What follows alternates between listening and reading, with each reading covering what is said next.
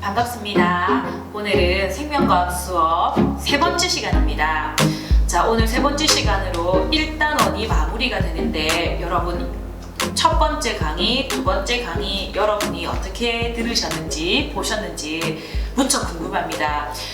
우리 구글 클래스룸으로 수업이 진행되고 있는데 댓글을 달아준 친구는 2명, 그리고 이제 2명에 대한 이야기를 하자 치면 일단 선생님 학습지를 학교에 가면 다시 주나요? 라고 질문을 했는데요. 학습지 학교 오시면은 선생님이 인쇄해서 다시 줄 겁니다. 학습 자료니까요. 그래서 여러분이 집에 프린터가 있을 수도 있고 없을 수도 있으니까 걱정하지 마십시오. 하지만 수업할 적에 그 학습지로 진행을 하니까 여러분이 열어보시는 것이 좋겠습니다. 그리고 또 선생님이 영상을 찍고 있는데 매일 찍고 있고요. 편집하는 거 도와주시는 선생님도 있습니다. 그런데 사실 쉬운 일은 아니지만 선생님이 이걸 할 수 있는 힘은 여러분이 선생님 잘하고 있습니다. 선생님 수업이 도움이 돼요. 이런 댓글을 주시면 그래도 선생님이 힘을 내서 영상을 찍으면서 강의를 준비하도록 하겠습니다. 언제 개학할지 온라인으로 계약했지만 여러분이 학교에 올 날이 언제인지 아직 우리 모두 다 모르잖아요. 그러면 수업은 이대로 진행되어야 될 텐데 걱정이 됩니다. 하지만 여러분도 늘 힘내시고 선생님도 힘내서 수업 준비 열심히 하도록 하겠습니다. 자, 오늘도 복습을 해야 되겠습니다. 매 시간마다 복습은 절대 빠뜨리지 말고 해야 되겠습니다. 자, 지난 시간에 했던 내용을 선생님이 이렇게 핵심 주제만 적어두었습니다. 자, 저번 시간에 했던 제일 첫 번째 내용은 생물 분류와 진화론에 대한 내용이죠. 자, 생물 분류를 제일 처음으로 한 사람은 린네였습니다. 맞죠? 린네가 식물, 동물 구분했고 종에 대한 개념, 형태학적 종에 대한 개념을 얘기를 했습니다. 그 다음 진화론을 처음으로 주장한 학자는 라마르크, 용불용설. 자기가 노력해서 형질이 발달된 게 유전된다는 내용이었고요. 하지만 인정받지 못했습니다. 근데 그 뒤에 다윈이 자연선택설을 등장시키면서 진화론이 확립이 되었고 가장 지금까지도 중요한 진화론이 되었습니다. 자, 그 다음 두 번째 얘기, 유전학에 대한 이야기를 하면 유전학의 아버지는 바로 멘델이지요.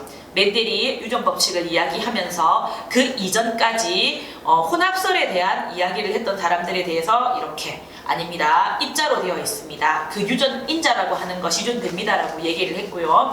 그 뒤에 염색체를 연구했던 서턴, 그리고 또 그 뒤에 유전자를 연구했던 모건에 이르면서 유전인자라고 하는 것, 유전인자가 나중에 유전자가 되었죠. 유전자가 우리의 세포에 어디에 있는지, 맞죠? 그거를 갖다가 다 이야기를 했습니다. 제일 마지막에 모건이 유전자가 어디에 있다고 했습니까? 염색체 위에 상동 염색체의 같은 위치에 대립 유전자가 존재한다라고 얘기를 하면서 서턴이 단순히 염색체 위에 유전인자가 있네라고 했던 것을 구체적으로 밝혀주었습니다. 자, 그러면 거기까지는 유전에 대한 이야기지만 좀 더 세분화시키면 도대체 그 유전자라고 하는 것은 뭔데? 라고 하는 이야기가 분자생물학으로 이어졌죠.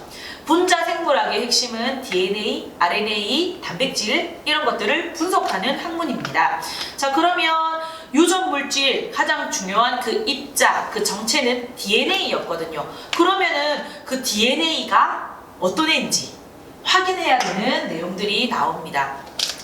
1유전자, 1효소설이 나오기 시작하고 그 다음에 DNA가 유전물질이라고 하는 것을 여기 있는 염색체를 보고서가 아니라 실험으로서 DNA가 유전물질이라고 하는 것을 입증했고, 그러면 그 DNA가 어떻게 생겼는데 이중나선 구조로 생겼다는 것을 확인을 했습니다.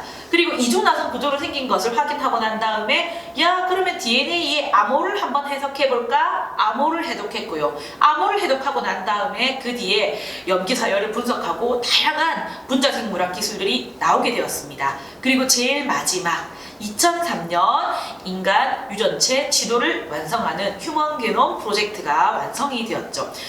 선생님이 저번 시간 영상을 어제 늦게 올리느라고 확인을 못했는데 다시 확인해 봤더니 휴먼 게놈 프로젝트의 시작은 1999년이 아니라 1990년입니다. 시작은 그때부터 2003년까지 이루어진 것입니다. 1990년에서 2003년이면 13년 정도잖아요. 우리 사람의 유전자 전부 다를 밝히는 것은 엄청난 일인데 13년이 걸린 것은 생각보다 짧은 겁니다. 짧은 건데 혹시나 59년 아니고 90년입니다. 그거 확인해 주세요. 자, 그러면 이 분자생물학에 대한 내용은 우리 그 교과서에 있는 핵심 개념 확인하기로 한 번 더 확인해 보도록 하겠습니다. 자, 핵심 개념 확인하기 교과서 20페이지에 두 문제가 있습니다. 지난 시간에 수업했던 내용을 확인하는 문제이니까 한번 잘 풀어봅시다. 자, 첫 번째. 완두의 교배 실험을 통해 유전 법칙을 발견한 과학자는 누구인가? 완두 교배 실험 유전 법칙이 나왔습니다.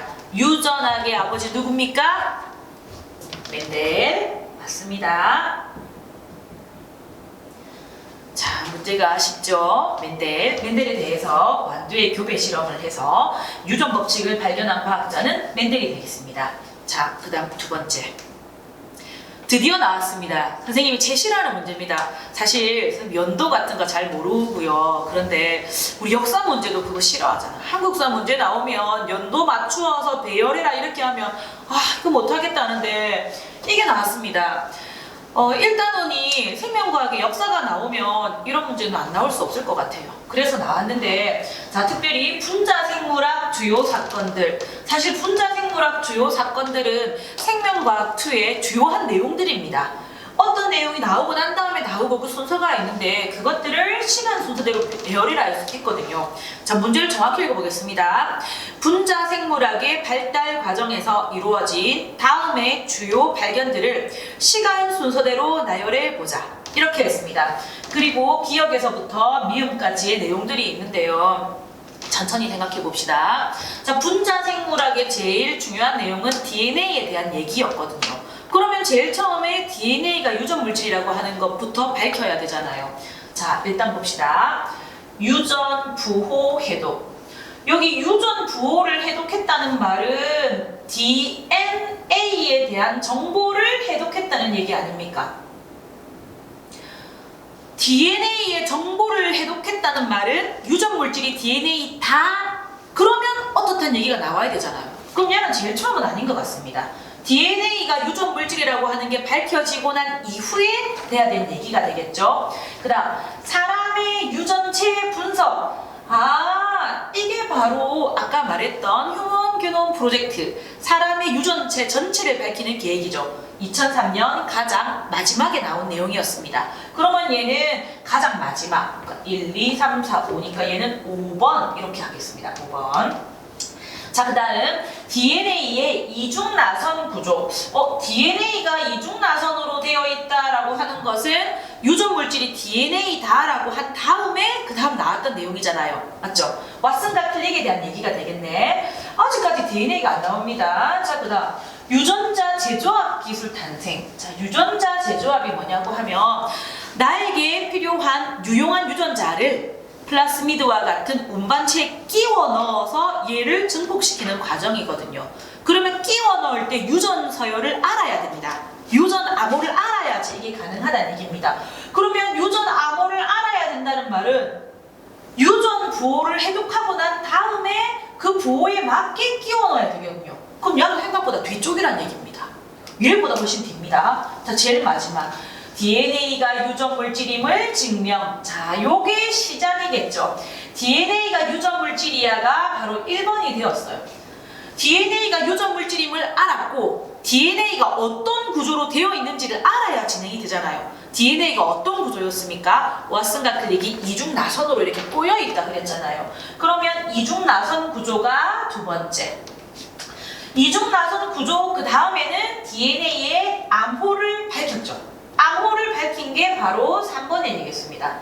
그러면 그 암호를 이용해서 유전자의 암호 부분을 잘라서 제한 요소로 잘라서 플라스미드에 넣었거든요. 그렇게 해가지고 재조합을 시켰으니까 야는 4번입니다. 그리고 제일 마지막, 그러면 우리 사람의 유전자 전체를 한번 밝혀볼까가 바로 사람의 유전체 분석입니다. 그러면 순서대로 한번 나열해 봅시다. 미음이 제일 먼저 나왔겠고요. 그 다음에는 디귿이겠네요. 그 다음에는 기역, 그 다음에는 리을, 그 다음에는 니은. 이렇게 하면 되겠습니다. 순서대로 나오는 것이 부담스럽습니다. 연도까지 외우면 좋겠지만 그렇지 않다면 내용 순서대로 여러분이 스토리를 잘 생각하시면 되겠습니다.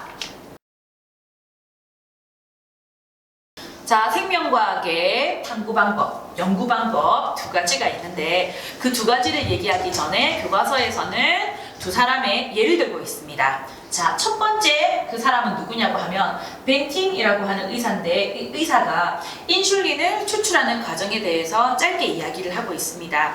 이게 무슨 말이냐 하면요, 이 벤팅이 논문을 보다가 어떤 그 계획에서 이자를 떼어내게 되면 당뇨병이 생긴다는 논문을 보았습니다. 그럼 논문을 보니까 어떻게 이럴 수가 있지라고 하면서 그러면 이자에서 나오는 물질이 뭘까가 궁금했습니다.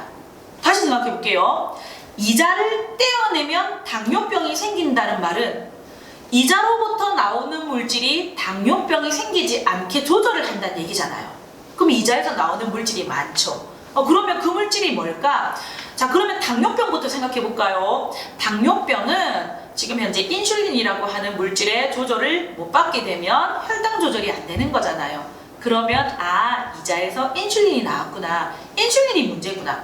이자를 떼어냈으니까 인슐린이 안 나오잖아요.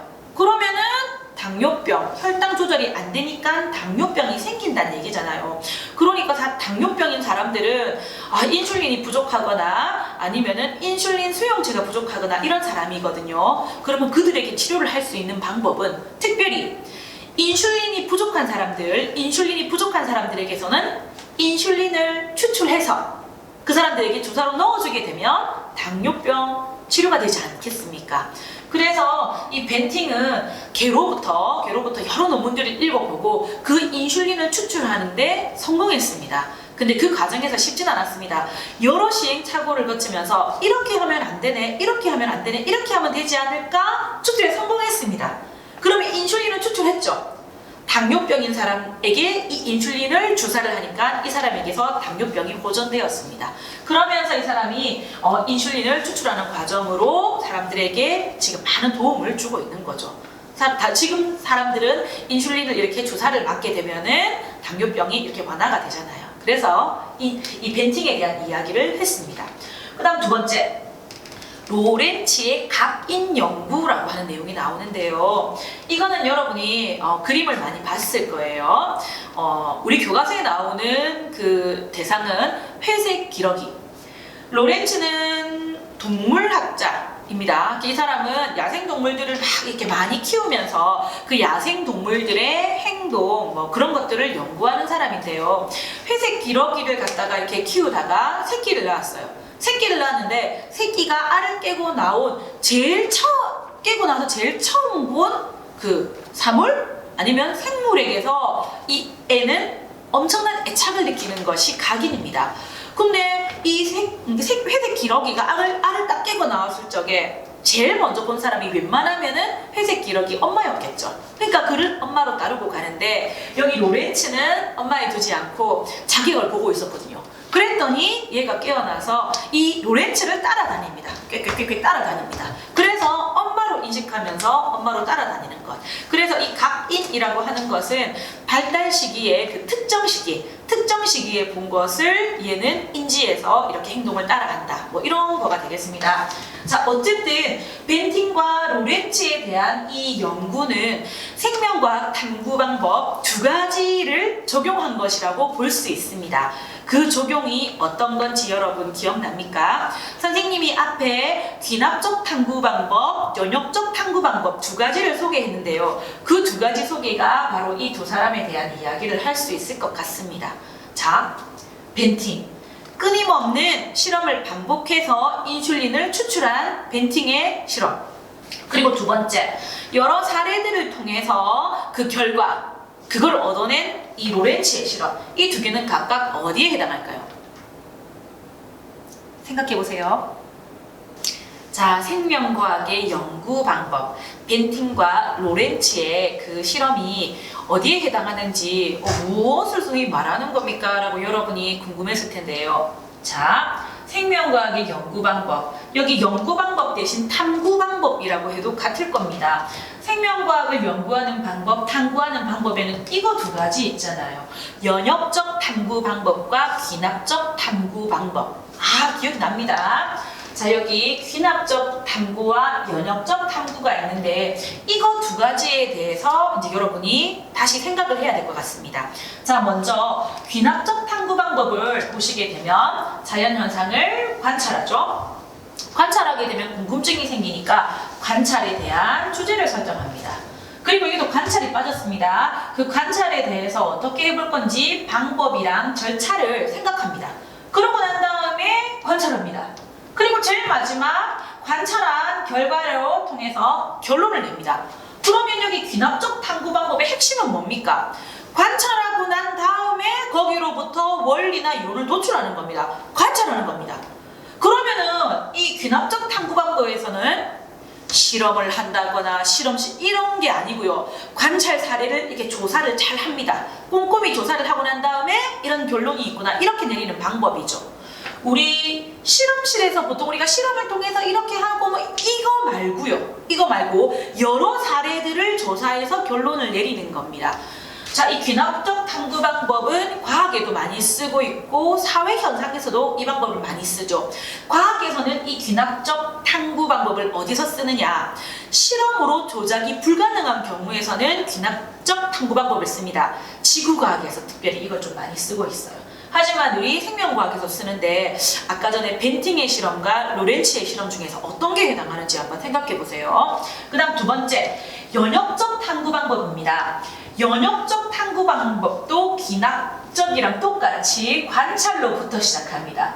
여기는 관찰하고 난 다음에 관찰을 계속하고 난 다음에 결론을 내는 거지만 연역적 탐구 방법은 관찰을 통해서 문제가 생기는 것을 가설을 세웁니다. 가설. 이러하면 왜 이런 게 생기지? 이거면 이걸 거야. 이것일 것이야. 이렇게 자기 나름대로의 잠정적인 결론을 내려서 그 결론이 맞는지 과학적인 실험으로 검증해 보는 것. 가설이 연역적의 가장 핵심입니다. 가설을 세우고 이 가설이 맞는지 실험으로 증명해 보는 것이 바로 연역적 탐구거든요. 가설을 세웠어요. 그럼 이 가설이 맞는지 탐구 설계 및 수행을 합니다. 이 탐구 설계 및 수행에서 여러분이 잘 알고 있는 것이 실험군, 대조군, 그리고 또 여기 대조 실험이 있잖아요. 변인 통제하는 거, 조작 변인, 종속 변인, 독립 변인 이런 얘기 나오는 거 전부 다 여기입니다. 실험 계획을 세울 때 우리 문제에서 많이 등장하는 게 전부 다 여기입니다. 탐구 설계 및 수행을 하죠. 그럼 실험했어요. 실험하게 되면 그 실험 결과가 나오죠. 결과와 결론은 다릅니다. 결과는 그 실험한 그 결과, 그거를 표나 그래프나 자료로 하는 것, 그게 바로 자료 해석입니다. 자료 해석 다음에는 결과가 나오죠. 그런데 여기 그 다음 제일 마지막 결론이 나옵니다. 결론 도출의 결론은 뭐냐고 하면 이 실험에 대한 나온 그 결과, 자료 해석으로 생긴 그 결과가 가설에 부합하는지 아닌지 가설을 확증해서 내리는 것이 결론입니다.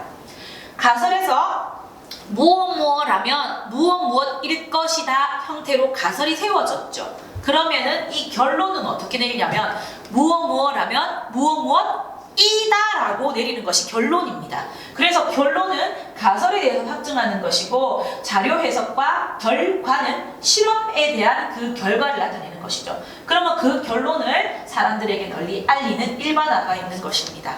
자, 귀납적과 연역적의 차이를 알겠습니까? 귀납적은 관찰한 사례들을 통해서 이론을 도출하는 것이지만 연역적 탐구는 관찰에서 생긴 문제점을 가설을 세우고 실험을 통해서 증명하는 것입니다.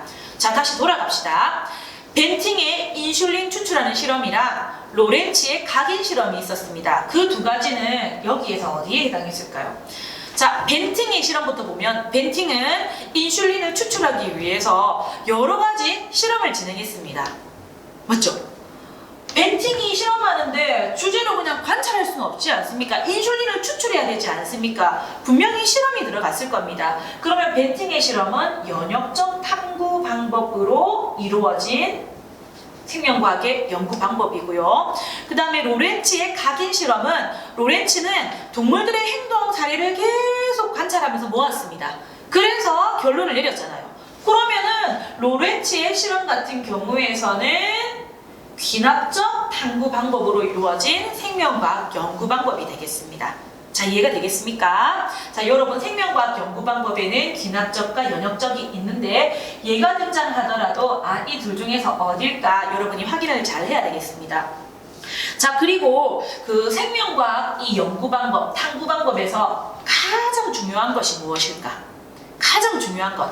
자, 이 두 가지에서 공통점이 있죠. 둘 다 뭐가 중요하다? 관찰이 중요하다는 것입니다.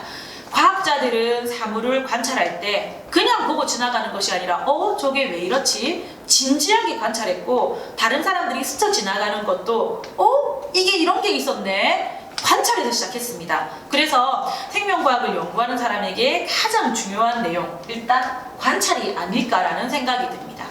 그리고 또 관찰과 함께 또 중요한 것은 특별히 연역적 탐구 방법으로 실험을 한 사람에게서는 과학적 실험, 그 실험 과정이 중요합니다. 여기 탐구, 설계 및 수행에서 대조군이라든지 그런 그 결과의 타당성을 줄 만한 것들을 잘 설계해야 되고 실험을 잘 수행해야지 그 결과가 의미 있는 것으로 사람들에게 일반화시킬 수 있지 않겠습니까? 그래서 관찰과 그 의미 있는 실험이 되게 중요한 내용으로 볼 수 있겠습니다. 자, 그리고 가장 마지막. 이 생명과학을 연구하는 과학자들에게 가장 중요한 것은 무엇일까요? 일단 첫 번째, 관찰을 하면서 생긴 의문, 그것을 가설로 세울 때, 의문을 세울 때 남다른 창의성이 아마 중요하지 않을까요? 특별히 여기 가설을 세우는 것은 가설을 잘 세우게 되면 실험이 간단해지고 굉장히 깔끔한 결론이 나옵니다. 하지만 가설을 잘못 세우게 되면 계속 실험을 반복해도 결과는 나오지 않고요. 계속 실패를 거듭하게 됩니다. 근데 그 창의성이 있는 가설을 세우는 것도 관찰과 과학 지식이 많아야 되는데 일단 과학자에게서는 창의성이 되게 중요하다고 봅니다.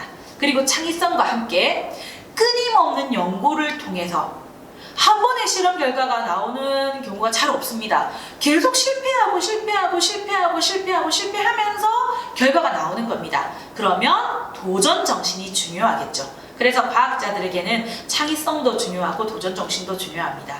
자, 지금 분자생물학이 발달하고 있습니다. 사실 지금 현재 과학자들에게서는 창의성과 도전 정신도 중요하죠.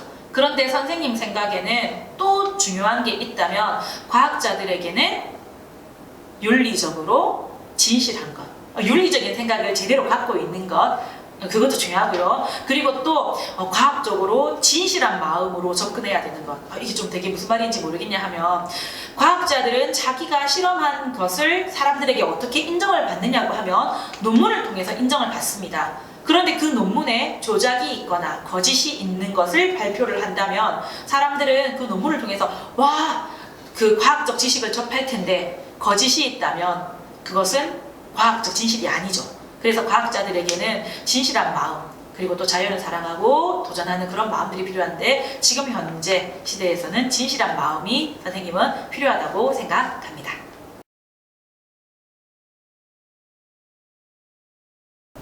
핵심 개념 확인하기 교과서 23페이지에 있는 두 문제를 해결해 보도록 합시다. 자, 첫 번째, 생명과학의 탐구 과정에서 가장 중요한 것은 생명현상의 무엇과 과학적 실험이다. 자, 앞에 귀납적 탐구 방법이랑 연역적 탐구 방법에서 일단 두 가지의 공통점, 가장 중요한 출발점은 무엇이었습니까? 보면 되지. 관찰이었죠. 그래서 생명과학 탐구 과정에서 가장 중요한 것은 관찰입니다. 그리고 두 번째, 연역적 탐구 방법에서 이루어졌던 과학적 실험이 중요한 내용이 되겠습니다. 기억해 주시고요. 그 다음 두 번째, 창의융합사고. 로렌츠가 연구한 각인은 멸종위기 동물을 보호하는 데 어떻게 활용될 수 있을지 생각해 보자 했습니다. 자, 각인은 동물의 발달 과정 중 결정적인 시기에 일어나는 학습 과정입니다. 근데 그것을 멸종위기 동물 보호에 어떻게 활용할까? 지금 중요하죠. 환경이 오염되고 동물들이 멸종되기 시작하고 종의 개체수가 감소하고 종 다양성이 떨어지고 하는 것은 사실 지금 우리 생물학에 주어진 가장 중요한 과제입니다. 맞죠? 그런데 이 각인이라고 하는 결정적인 시기에 얘들이 학습하게 되는 이 각인이라고 하는 것을 멸종위기 동물 보호에 어떻게 활용할까요?